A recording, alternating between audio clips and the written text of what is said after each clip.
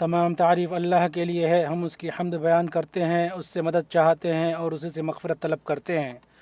ہم اپنے نفسوں کی برائیوں اور اپنے برے اعمال سے اللہ کی پناہ لیتے ہیں۔ اللہ جسے ہدایت دے اسے کوئی گمراہ کرنے والا نہیں، اور جسے گمراہ کرے اسے کوئی ہدایت دینے والا نہیں۔ میں گواہی دیتا ہوں کہ ایک اللہ کے سوا کوئی معبود برحق نہیں، اس کا کوئی شریک نہیں، اور میں گواہی دیتا ہوں کہ محمد اس کے بندے اور رسول ہیں۔ اللہ درود نازل کرے ان پر اور ان کے آل و اصحاب پر، اور بہت زیادہ سلامتی نازل کرے۔ اما بعد، اللہ کے بندو، اللہ کا کما حق و تقوی اختیار کرو اور خلوت و جلوت میں اس سے ڈرو۔ مسلمانوں، دین اسلام ایک ٹھوس دین ہے۔ وہ ایسے ارکان پر قائم ہے جنہیں واجبات تقویت دیتے ہیں اور مستحبات زینت بخشتے ہیں۔ اللہ کے نزدیک سب سے پسندیدہ عمل وہ ہے جسے اس نے اپنے بندوں پر فرض کیا۔ اللہ تعالیٰ نے حدیث قدسی میں فرمایا، میرا بندہ جن چیزوں سے میرا تقرب حاصل کرتا ہے ان میں میرے نزدیک سب سے زیادہ محبوب وہ عمل ہے جسے میں نے اس پر فرض کیا ہے۔ فرائض میں سب سے بڑا اور اللہ کے نزدیک سب سے محبوب فرض اسلام کے 5 ارکان ہیں۔ ان میں سے کچھ ایسے ہیں جو شب و روز کبھی بھی بندے سے جدا نہیں ہوتے، اور وہ شہادتین ہیں۔ اور کوئی رکن ایسا ہے جو رات و دن میں کئی مرتبہ ادا کیا جاتا ہے، اور کوئی رکن ایسا ہے جو زندگی میں ایک ہی مرتبہ کیا جاتا ہے، اور کوئی رکن ایسا ہے جو ہر سال ادا کیا جاتا ہے۔ رمضان کا روزہ ایسا رکن ہے جو ہر سال واجب ہے۔ جب اس کا موسم قریب آتا تو نبی صلی اللہ علیہ وسلم ارشاد فرماتے، تمہارے پاس رمضان کا مبارک مہینہ آیا ہے، اللہ تعالیٰ نے تمہارے اوپر اس کا روزہ فرض قرار دیا ہے۔ اس میں آسمان کے دروازے کھول دیے جاتے ہیں، جہنم کے دروازے بند کر دیے جاتے ہیں، اور سرکش شیطانوں کو بیڑیوں میں جکڑ دیا جاتا ہے۔ اس میں ایک رات ہے جو 1000 مہینوں سے بہتر ہے۔ جو اس کی بھلائی سے محروم ہوا وہ واقعی محروم ہوا۔ اللہ تعالیٰ نے روزے کی خصوصیت یوں رکھی کہ اس نے اپنے مقدس نفس کی طرف اس کو منسوب کیا اور اس پر بدلہ دینے کا وعدہ فرمایا۔ اللہ تعالیٰ نے فرمایا، ابن آدم کا ہر عمل اس کے لیے سوائے روزے کے، وہ میرے لیے ہے اور میں ہی اس کا بدلہ دوں گا۔ رمضان کا مہینہ ایک معزز مہینہ اور بیش بہا موسم ہے جس کا استقبال شادمانی، مسرت اور خوشی کے ساتھ کیا جانا چاہیے۔ اللہ تعالیٰ نے فرمایا، آپ کہہ دیجئے کہ بس لوگوں کو اللہ کی اس انعام اور رحمت پر خوش ہونا چاہیے، وہ اس سے بدرجہ بہتر ہے جس کو وہ جمع کر رہے ہیں۔ اور جن بہترین کاموں سے رمضان کا استقبال کیا جائے ان میں سے یہ ہے کہ اس کی آمد سے پہلے بہتر انداز میں عمل کیا جائے، کیونکہ اچھا آغاز بعد میں اچھے اعمال کی علامت ہے۔ اور رمضان کا مہینہ فصل کاٹنے کا مہینہ ہے۔ نبی صلی اللہ علیہ وسلم بطور تمہید شعبان ہی سے رمضان کی تیاری کرتے تھے۔ عائشہ رضی اللہ تعالیٰ عنہ فرماتی ہیں، میں نے کبھی بھی نبی صلی اللہ علیہ وسلم کو شعبان کے مہینے سے زیادہ کسی اور مہینے میں روزہ رکھتے ہوئے نہیں دیکھا۔ رمضان جلدی رخصت ہونے والا ایک مہمان ہے، یہ گنتی کے چند ہی دن ہیں، اس لیے اہل عزائم پر واجب ہے کہ وہ اس میں رحمان کی رحمتوں کے در پہ ہوں اور اس بات کا عزم کریں کہ سب سے بڑے فرض یعنی رب العالمین کی توحید کو بجا لا کر سب سے معزز اطاعت کو انجام دے، کیونکہ اسی توحید سے عبادتیں آسان ہوتی ہیں اور بندے کو ان کی حلاوت ملتی ہے۔ اللہ تعالیٰ نے موسیٰ علیہ السلام سے فرمایا، بے شک میں ہی اللہ ہوں، میرے سوا عبادت کے لائق اور کوئی نہیں، بس تو میری ہی عبادت کر اور میری یاد کے لیے نماز قائم رکھ۔ اور نیک اعمال کی بنیاد اللہ کے لیے اخلاص ہے۔ اللہ تعالیٰ نے اپنے نبی سے فرمایا، آپ کہہ دیجئے کہ مجھے حکم دیا گیا ہے کہ اللہ تعالیٰ کی اس طرح عبادت کروں کہ اس کے لیے عبادت کو خالص کر لوں۔ روزے میں گناہوں کی بخشش کی شرط یہ ہے کہ اللہ تعالیٰ سے اجر طلب کیا جائے۔ رسول صلی اللہ علیہ وسلم نے فرمایا، جو رمضان کا روزہ ایمان کے ساتھ اور اجر کی نیت سے رکھے تو اس کے پچھلے گناہ بخش دیے جائیں گے۔ اسی طرح رمضان میں قیام اللیل اسی وقت مقبول ہوگا جب صرف اللہ سے ثواب کی امید رکھی جائے۔ رسول اللہ صلی اللہ علیہ وسلم نے فرمایا، جو رمضان میں ایمان کے ساتھ اور اجر کی امید سے قیام کرے اس کے پچھلے گناہ بخش دیے جائیں گے۔ نیت اگر صحیح ہو اور مضبوط ہو تو اجر کو بڑھا دیا جاتا ہے۔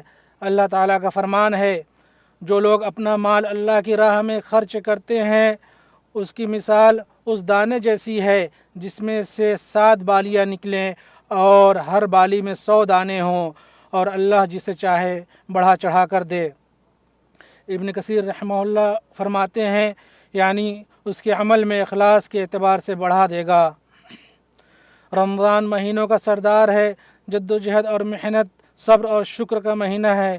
قرآن عظیم اس کی سب سے معزز رات میں نازل کیا گیا۔ شب قدر 1000 مہینے سے بہتر ہے۔ اللہ کے نبی صلی اللہ علیہ وسلم نے فرمایا کہ اللہ تعالیٰ نے فرمایا کہ ابن آدم کا ہر عمل اس کے لیے ہے سوائے روزہ کے، یقیناً وہ میرے لیے ہے اور میں ہی اس کا بدلہ دوں گا۔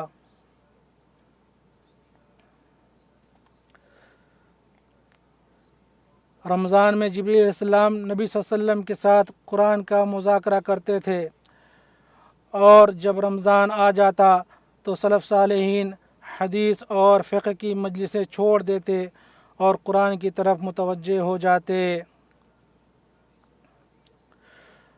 اور رمضان کے مہینے میں جبریل علیہ السلام نبی کریم صلی اللہ علیہ وسلم کے ساتھ قرآن کا مذاکرہ کرتے، اور رمضان میں جبریل علیہ السلام نبی صلی اللہ علیہ وسلم کے ساتھ قرآن کا مذاکرہ کرتے تھے، اور جب رمضان آ جاتا تو سلف صالحین حدیث اور فقہ کی مجلسیں چھوڑ دیتے اور قرآن کی طرف متوجہ ہو جاتے۔ قتادہ رحمہ اللہ رمضان کے دوران ہر 3 دن میں قرآن ختم کرتے، اور جب آخری عشرہ داخل ہوتا تو ہر رات قرآن ختم کرتے۔ لہٰذا تم اس مہینے میں رات و دن بکثرت اپنے رب کی کتاب کی تلاوت کرو، اس سے شرح صدر حاصل ہوگا۔ اور فرض نماز کے بعد سب سے افضل نماز رات کی نماز ہے، اور رمضان کی خصوصیت میں سے یہ بھی ہے کہ لوگ قیام اللیل کے لیے جمع ہوتے ہیں۔ نبی صلی اللہ علیہ وسلم نے فرمایا، جس نے امام کے ساتھ قیام کیا یہاں تک کہ امام نماز پوری کر کے لوٹ جائے تو اس کے لیے پوری رات کے قیام کا ثواب لکھ دیا جاتا ہے۔ اور پل بھر کے لیے بھی بندے اللہ سے بے نیاز نہیں ہو سکتے، اور روزہ دار ان میں سے ہے جن کی دعا رد نہیں ہوتی۔ لہٰذا اللہ سے جو چاہو مانگو، کیونکہ وہ دعا قبول کرنے والا نہایت کریم ہے۔ رسول اللہ صلی اللہ علیہ وسلم نے فرمایا، روئے زمین پر جو بھی مسلمان اللہ سے دعا کرتا ہے اللہ اسے وہ عطا کرتا ہے، یا اس کے بدلے اس سے کوئی برائی ٹال دیتا ہے، جب تک کہ وہ گناہ یا قطع رحمی کی دعا نہ کرے۔ اس پر ایک آدمی نے کہا، پھر ہم بہت زیادہ دعا کریں گے۔ آپ صلی اللہ علیہ وسلم نے فرمایا، تو اللہ بہت زیادہ دے گا۔ رمضان سخاوت اور کمزوروں پر رحم کرنے کا مہینہ ہے۔ نبی صلی اللہ علیہ وسلم خیر کے معاملے میں سب لوگوں سے زیادہ سخی تھے، اور اس وقت سب سے زیادہ سخی ہوتے جب رمضان میں جبریل علیہ السلام سے ملاقات کرتے۔ حدیث میں ہے کہ رسول اللہ صلی اللہ علیہ وسلم خیر کے معاملے میں چلتی ہوا سے بھی زیادہ سخی ہوتے تھے جب آپ جبریل علیہ السلام کے ساتھ ملاقات کرتے تھے۔ اور چلتی ہوا کا نفع عام ہوتا ہے اور اس کی بھلائی ختم نہیں ہوتی۔ اسی طرح صدقہ قیامت کے دن صدقہ کرنے والے کو سایہ دے گا۔ عبداللہ ابن عمر رضی اللہ عنہما رمضان میں یتیموں اور مسکینوں کے ساتھ ہی افطار کرتے تھے۔ توبہ کے دروازے ہر وقت کھلے ہیں، اور توبہ کے ذریعے ہی بندہ کامل طور پر اللہ کے قریب ہو سکتا ہے۔ اللہ نے تمام مومنوں کو توبہ کا حکم دیا تاکہ وہ کامیاب ہو سکے۔ فرمایا، اور اللہ سے توبہ کرو اے مومنو تاکہ تم فلاح پاؤ۔ اللہ نے اپنا نام تواب رکھا تاکہ بندے اس کی طرف رجوع کریں۔ جو اس کی طرف توبہ کے ساتھ آتا ہے اللہ اس سے خوش ہوتا ہے، اسے پناہ دیتا ہے، اس کی برائیوں کو نیکیوں میں بدل دیتا ہے۔ بندے کی زندگی کا سب سے بہترین دن وہ ہے جس دن اللہ اس کی توبہ قبول کرتا ہے۔ استغفار نعمتوں کو لاتا ہے اور مصیبتوں کو دور کرتا ہے۔ شیخ الاسلام رحمہ اللہ فرماتے ہیں، جب بندہ جان لیتا ہے کہ اس کے ساتھ ہونے والی برائی صرف اس کے گناہوں کی وجہ سے ہے تو وہ استغفار اور توبہ کرتا ہے، پھر برائی کا سبب دور ہو جاتا ہے۔ چنانچہ بندہ ہمیشہ شکر گزار اور استغفار کرنے والا رہتا ہے تو اس کے لیے خیر بڑھتا رہتا ہے اور اس سے شر دور ہوتا رہتا ہے۔ رمضان میں اللہ کا ذکر روزہ دار کی زینت ہے۔ ابن القیم رحمہ اللہ فرماتے ہیں، عمل کرنے والوں میں سب سے افضل وہ ہے جو اللہ کا سب سے زیادہ ذکر کرے۔ لہذا سب سے افضل روزہ دار وہ ہے جو اپنے روزے میں اللہ کا سب سے زیادہ ذکر کرے۔ گناہوں اور آلودگیوں سے دل کا پاک ہونا روزہ دار کے لیے بلندی کا سبب ہے۔ اللہ پاک نے فرمایا، جس دن نہ مال فائدہ دے گا نہ اولاد، مگر وہ جو اللہ کے پاس پاک دل لے کر آئے گا۔ فضیل بن عیاض رحمہ اللہ فرماتے ہیں، ہمارے نزدیک رتبے کی بلندی روزہ اور نماز کی کثرت سے نہیں بلکہ سخاوت نفس اور دل کی سلامتی سے ہے۔ روزہ کہتے ہیں کھانے پینے سے رک جانا، اعضاء کو گناہوں سے روکنا، جیسے اس غیبت سے روکنا جو نیکیوں کو کھا جاتی ہے، یا حرام نظر سے روکنا جو روزے کو نقصان پہنچاتی ہے۔ اور چاہیے کہ رمضان میں تمہارے اوپر ایک وقار اور سکون ہو، اور تم اپنے روزے کے دن کو اور دوسرے دن کو ایک جیسا نہ بناؤ۔ مسلمانوں، رمضان مسابقہ کا میدان ہے جس میں نیکیوں کی طرف سبقت کرنے والے کامیاب ہوتے ہیں۔ اس میں بھلائی کے دروازے پورے کھلے ہوئے ہیں۔ توفیق یاب وہ ہے جو رمضان میں مختلف قسم کی طاعتوں کو انجام دے۔ نبی صلی اللہ علیہ وسلم رمضان میں مختلف قسم کی عبادتیں ایک ساتھ کرتے تھے جو آپ دوسرے اوقات میں نہیں کرتے تھے، اور بدلہ عمل ہی کا ایک جنس ہے۔ ابن قیم رحمہ اللہ فرماتے ہیں، جو شخص اس دنیا میں اللہ کو پسند آنے والے محبوب مختلف قسم کے اعمال کرے گا، اس کو جنت میں بھی مختلف قسم کی نعمتیں ملیں گی، اور ان نعمتوں کی کثرت اس کے اعمال کی کثرت کے مطابق ہوگی، اور وہاں ان نعمتوں کا تنوع اس پر خوشی اور لذت اس دنیا میں اعمال کی زیادتی اور ان میں تنوع کے مطابق ہوگی۔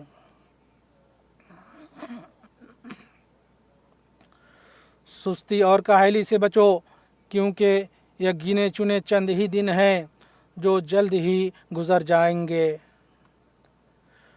خوشخبری ہے اس شخص کے لیے جس نے اسے پایا، اور مبارکبادی ہے اس شخص کے لیے جس نے اس کے روزے رکھے، قیام کیا اور اس میں کثرت سے طاعت کی۔ اعوذ باللہ من الشیطان الرجیم۔ اے ایمان والو، تم پر روزہ فرض کیا گیا جیسے تم سے پہلے کے لوگوں پر فرض کیا گیا تھا، تاکہ تم تقوی اختیار کرو۔ اللہ مجھے اور آپ سب کو قرآن عظیم میں برکت عطا فرمائے اور ہمیں اس کی آیات اور حکمت بھری باتوں سے نفع دے۔ میں یہ کہتا ہوں اور اللہ سے مغفرت طلب کرتا ہوں، بے شک وہ بہت بخشنے والا، نہایت رحم کرنے والا ہے۔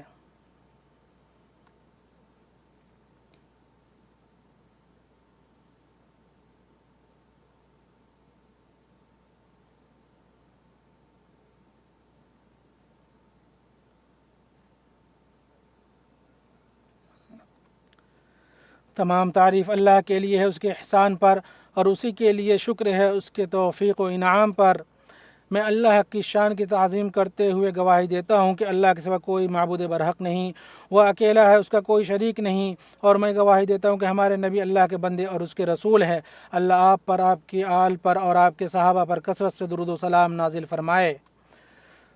مسلمانوں، دن اور راتیں عمر کے گھٹنے اور روانگی کے قریب ہونے کی خبر دے رہی ہیں، اور عقل مند وہ ہے جو عبرت حاصل کرے اور عمل کرے۔ ان لوگوں کو یاد کرو جو گزشتہ رمضان میں تمہارے ساتھ روزے رکھتے تھے، اور آج وہ قبر کے اندر اپنے اعمال کے ساتھ پڑے ہوئے ہیں، وہ رمضان کے صرف ایک دن روزہ رکھنے کی تمنا کر رہے ہوں گے۔ اللہ نے تم پر انعام کیا کہ اس نے تمہیں مہلت دی، لہذا اس کے ختم ہونے سے پہلے اسے غنیمت جانو۔ کتنے ہی ایسے ہیں جو دن کا استقبال کرتے ہیں مگر اسے پورا نہیں کر پاتے، اور کتنے ہی ایسے ہیں جو کل کی امید رکھتے ہیں مگر اسے پاتے نہیں۔ اگر تم موت اور اس کی پیش رفتگی کی حقیقت کو سمجھ لو تو تم جھوٹی آرزو اور اس کے دھوکے سے نفرت کرنے لگو۔ پھر جان لو کہ اللہ نے تمہیں اپنے نبی پر درود و سلام بھیجنے کا حکم دیا۔